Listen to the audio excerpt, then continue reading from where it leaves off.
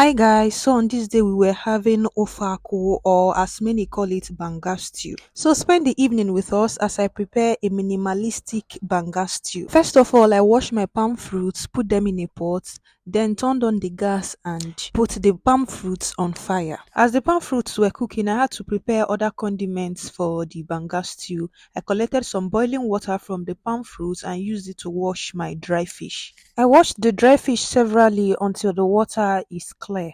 I also put it in a plate where I put the already washed fresh pepper. This is to empty the bowl so I could wash my crayfish. I checked the crayfish to see if there were any dirt in them and then picked them out. I also brought out this condiment called ogiri. I then started blending with my manual blender, starting with pepper first. I blend them one after the other so that the space in the blender could accommodate them.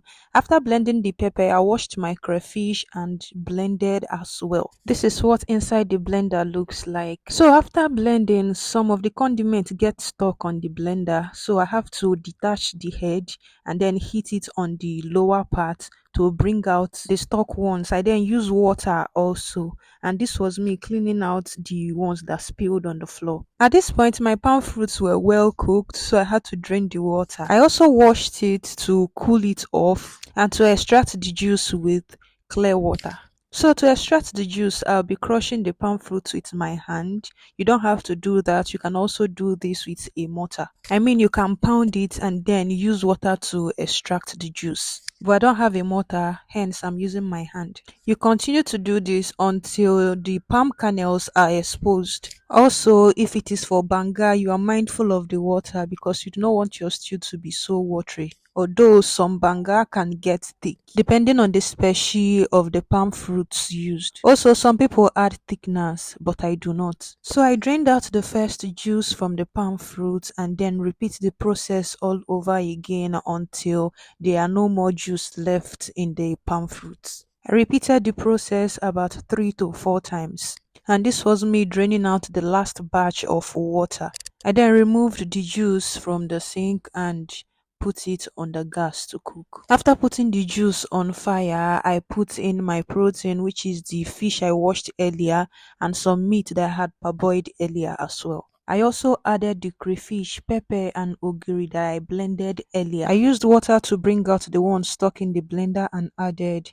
Also, I'll be adding my curry powder, and I used gino curry. Some people prefer the curry leaves. I also added my mixed spices, and then I added my Knorr seasoning cubes. And then lastly, I added some salt. Oil actually weakens the taste of salt from my personal observation, and because banga stew is made from palm fruit, the same source as oil, it actually requires a lot of salt. So I stirred for a bit after adding the salt, and this is what my banga stew looks like. It is nice to add vegetables like pumpkin, scent leaves, or even curry leaves, but I have none of them at home. So I let my banga stew cook for some more time and then I put it down.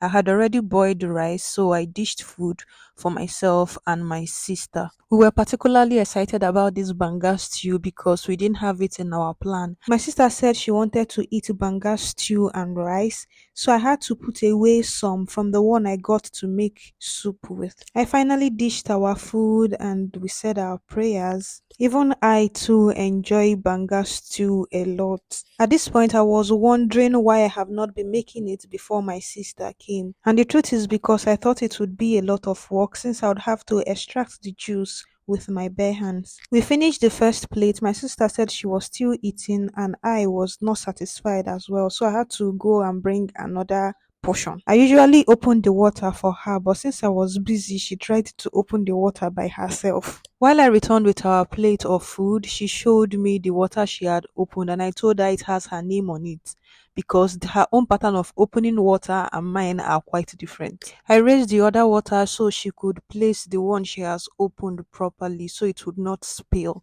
And then we went ahead to bulldoze the second plate of rice. I asked her if she could finish the remaining one.